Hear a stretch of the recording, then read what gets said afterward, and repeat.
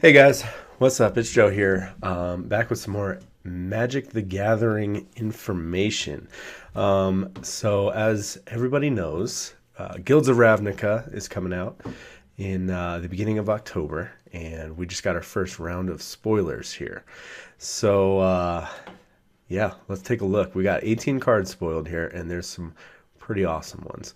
We'll start with the ones that everybody thought was gonna pretty much show up here, and we've got the first five of Shocklands. So we've got some pretty sweet artwork on these. Before we get started, make sure you guys hit that subscribe button. I do a lot of gameplay videos, and if you like that, I play mostly standard, but also some modern. So make sure you guys hit that subscribe button. It's free, it's easy, and it helps me out. So yeah, let's start with our sweet Shocklands. So first one, my favorite set here. I don't know why it's not showing. There we go. Overgrown Tomb. So we got Golgari Shockland here. Basically, it can enter tapped, or you pay 2 and it enters untapped. So that's some sweet artwork. Yeah, I think we're gonna get a new Vraska in this set, and that'll be cool. Our next Shockland is Sacred Foundry, and this could be good. I played a red-white tokens deck with heroic reinforcements, and I think we might get some more pieces for that, so that'll be cool. Steam Vents. Now, this might be my favorite artwork on the new dual lands. This just looks real sweet. Yeah, so we got the Izzet tribe here, and looks like it's a mage tower over there, so that looks pretty cool. Then we got Watery Grave, blue-black. Hopefully we get some more blue-black pieces so we can actually have a blue-black control deck again. I don't know. Maybe people are tired of that, but I had a lot of fun with that. So that's some pretty sweet artwork. And Temple Garden, my favorite colors here, Selesnya. So that looks pretty good. Then this card was spoiled as the buy a box promo, so hopefully it's not as busted as Nexus of Fate, because I refuse to play that card. As of now, I do. But we've got 10 mana. It also has Convoke, though, so if you're playing a lot of creatures, this thing's a lot cheaper. Kind of like Galta, and I think it's actually going to be pretty easy to get this thing out. We've got a lot of token generators right now, so 16/16 indestructible would be insane. Then we got Underrealm Lich, so Golgari. This card, I was reading about it. It seems pretty good. It's a mythic, and it's a zombie, and it's also an elf, which is kind of crazy. But if you would draw a card, instead look at the top 3 cards of your library, then put 1 into your hand and the rest into your graveyard. Pay 4, Underrealm Lich gains indestructible until end of turn, and tap it.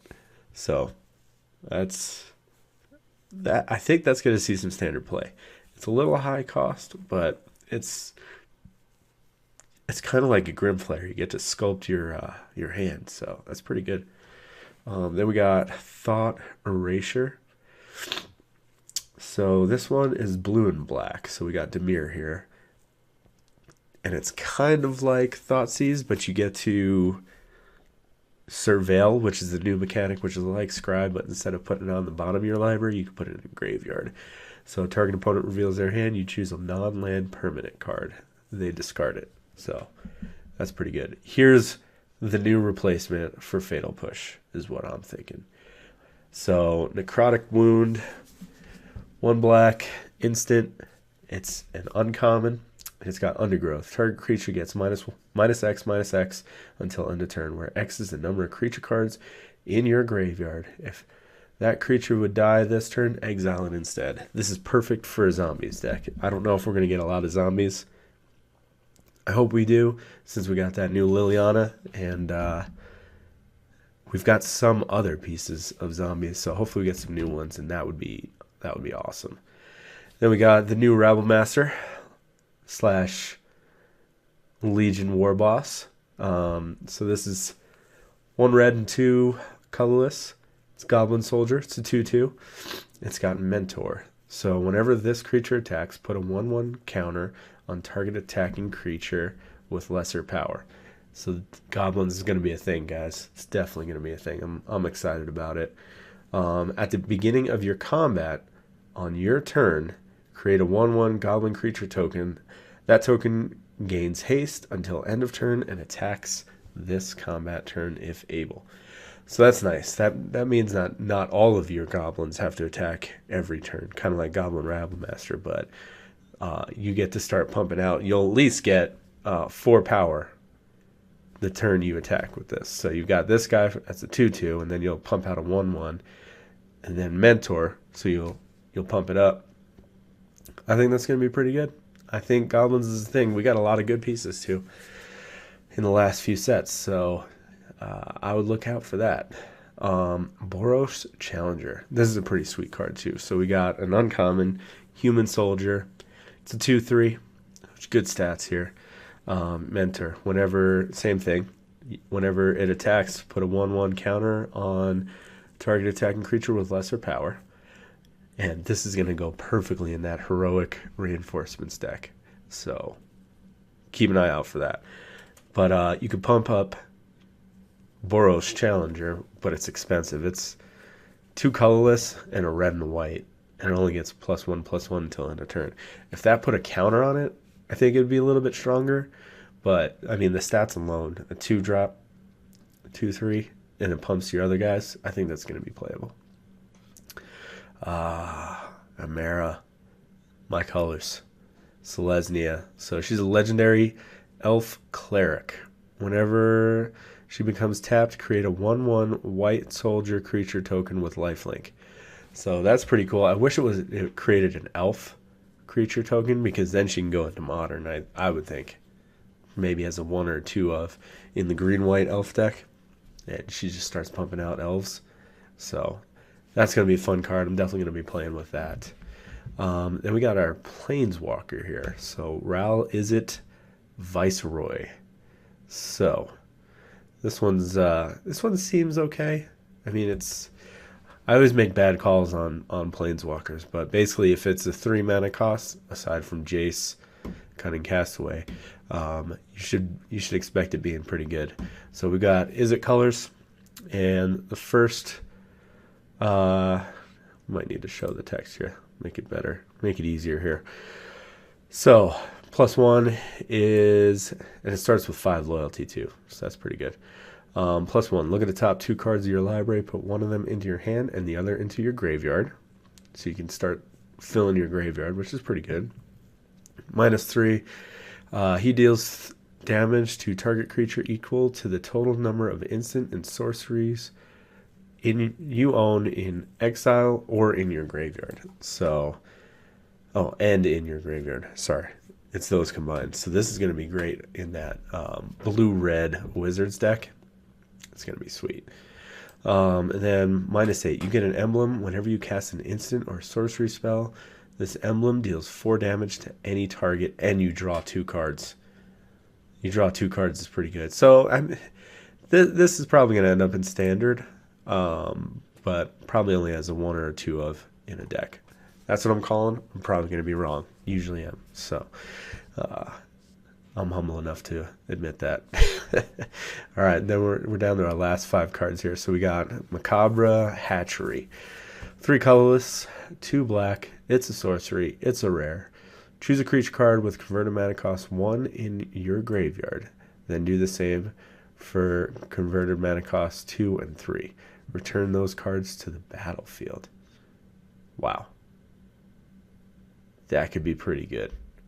So basically, you could just start, you can play this, and if we do get a zombie deck, you can return 3 cards to the battlefield. That'd be insane. That would be insane. All right. Sinister Sabotage. We got counter spells, so we could have control right away. Counter target spell, 1 colorless, 2 blues, instant. And then you get to Surveil, which is like Scribe, but put it in the graveyard if you don't want it. So that's pretty good. Quasi Duplicate. Quasi Duplicate. Same mana cost, 1 colorless, 2 blue, sorcery. Create a token that's a copy of target creature you control. Jumpstart. This is another new mechanic. You may cast this card from your graveyard by discarding a card in addition to paying its other costs. Then exile this card. This could be pretty sweet. Create a token that's a... Yeah, that could be pretty sweet. I mean, there's a lot of good creature cards to copy in this format, so that would be awesome. Definitely, I think both of these are in standard. This maybe one or two of if you get the right deck, but Narcomoeba. So this is a reprint, I'm pretty sure. Yeah, Narcomoeba. I'm pretty sure that's in Dredge or something like that. In the comments below, make sure you let me know. Yeah, I just started playing again back in cons, so I don't know a lot of the older cards, so forgive me. So it's 1 colorless, 1 blue. It's an illusion, flying. When Narcomoeba is put into your graveyard from your library, you may put it onto the battlefield, and it's a 1/1. So yeah, I'm pretty sure that's a reprint, but that's a good one. And our last card of the day is Conclave Tribunal. It's 3 colorless, 1 plains, and it's got Convoke. I like Convoke. So you may tap creatures to help pay for the colorless cost of this. So each creature you tap pays for 1. When Conclave Tribunal enters the battlefield, exit target non-land permanent an opponent controls until this leaves the battlefield. So we're losing Cast Out. We still have Ixalan's Binding, but this is another nice one. So it's any non-land permanent. So this is a great control piece. And I mean, if you're playing a creature heavy deck, this might only cost 1. So it's pretty sweet. The only thing that would make it better is if it had flash, but I'm not complaining. That's going to be standard playable for sure. But yeah, so those are our spoilers for today, guys. This is my first time doing a spoiler video, so hopefully it's not as confusing with all these cards on the screen. I need to figure out a way to just show one at a time, but I'll work on that. But anyway, if you guys made it to the end of the video, I appreciate you guys watching. Make sure you hit that subscribe button. Mostly do gameplay videos, so check out the other videos, and I'll see you guys later. Thanks.